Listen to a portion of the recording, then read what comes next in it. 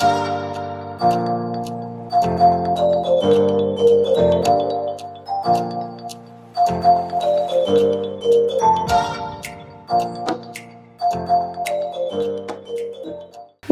alors aujourd'hui on va prendre, c'est sûr, plus d'une minute pour parler de forêt mixte. Forêt mixte, on est sur un gros jeu dans une petite boîte. L'idée mécanique de cartes dans laquelle il va falloir réaliser des collections pour faire la plus belle forêt possible. Dans la forêt, on va avoir des choses au niveau du sol avec des champignons, des petits insectes, etc. Des animaux qui vont se balader et des arbres qui vont pousser. Les arbres qui sont notre support principal. Comment on va s'y prendre? Eh bien c'est tout simple. On va avoir en début de partie 5 cartes en main. Là j'ai un petit peu triché, j'en ai mis un petit peu plus pour vous présenter l'exemple de jeu. Et à chaque tour, on va avoir la possibilité de réaliser une action. Comment on va faire? Un tour de jeu pour un joueur, c'est tout simple. J'ai deux possibilités. Soit je pioche 2 cartes qui sont en début de partie, malheureusement, face cachée, que j'ajoute à ma main. Ou alors, pour des raisons X ou Y que je vais vous exposer, il y a déjà des cartes ici. Hop, voilà, on va faire ça comme ça. Voilà. Je peux piocher une carte ici et une ici, ou piocher 2 cartes ici. Fin de mon tour. Autre possibilité, je peux poser des cartes de ma main. Pour ce faire, eh ben, mettons que pour démarrer ma forêt, il faut un arbre. Je vais donc choisir un arbre de ma main. Voilà. Celui-là, c'est pas le meilleur exemple que j'ai, mais on a un bouleau. Le bouleau, sur la carte, il est indiqué qu'il est gratuit, je n'ai donc rien à payer. C'est une carte avec un curseur vert, ça veut dire qu'il va me permettre de scorer avec toutes les cartes qui auront besoin de ce curseur. Au moment où je le construis, si je dépense des ressources d'arbre, je peux faire cette action-là et en fin de partie, il vaudra un gland. Toutes les infos sur la carte arbre. À la fin de mon tour, je vérifie qu'il n'y a pas 10 cartes ou plus ici. Si c'est le cas, tout est jeté et on repart sur une forêt complètement vide.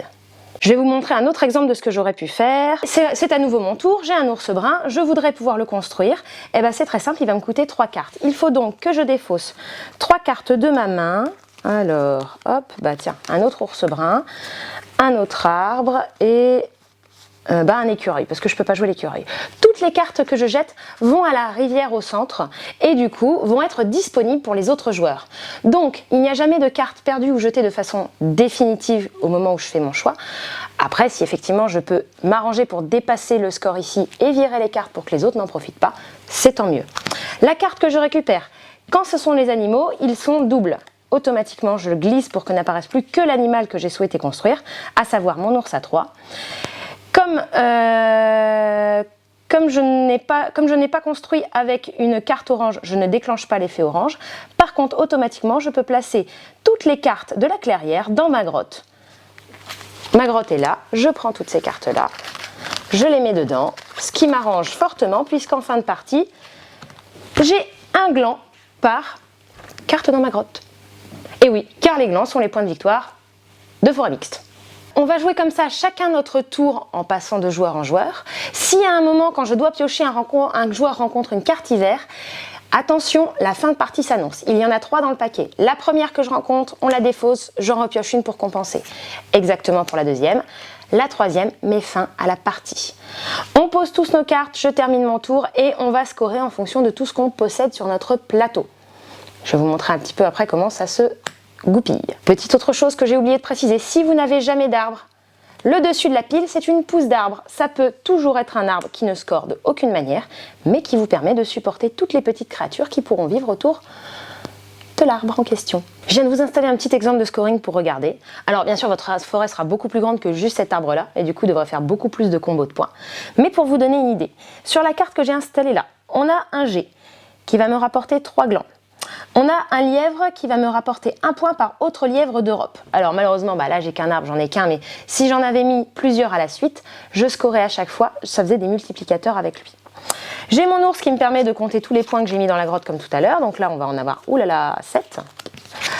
Et on va avoir le crapaud qui permet de marquer 5 points si 2 crapauds communs partagent cet emplacement. Comme le lièvre, j'aurais pu les additionner, mais je n'en ai qu'un. Du coup, mon lièvre me vaut 1. Là, ça vaut rien du tout. Là, j'ai 7 points et lui m'en rapporte 3. Plus mon arbre qui vaut 1, j'additionne tous mes points. On note sur la petite fiche de score, qui est faite de façon plutôt intelligente, vos points d'arbre, vos points dessous dessus, vos points latéraux, vous additionnez l'ensemble et vous voyez combien de points vous marquez.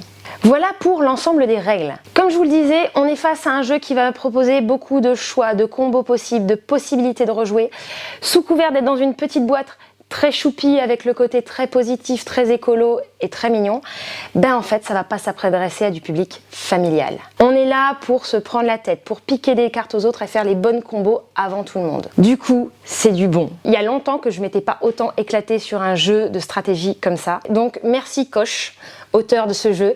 Et pour les illustrations qui sont très choupinettes, on va remercier Tony Yobé et Judith Piella qui ont encore fait un très beau travail. Et comme j'ai presque oublié, on va être sur un jeu qui se joue de 2 jusqu'à 5. À 2, je vous garantis que vous allez vous éclater. À 5, que ça va être de l'opportunisme à mort. À partir de 10 ans et pour des parties de 2 joueurs de 60 minutes et de 5 joueurs de facilement 1h30, 2 heures. Voilà. Donc, je vous souhaite un très bon jeu, un très bon voyage dans la forêt et je vous dis à très bientôt.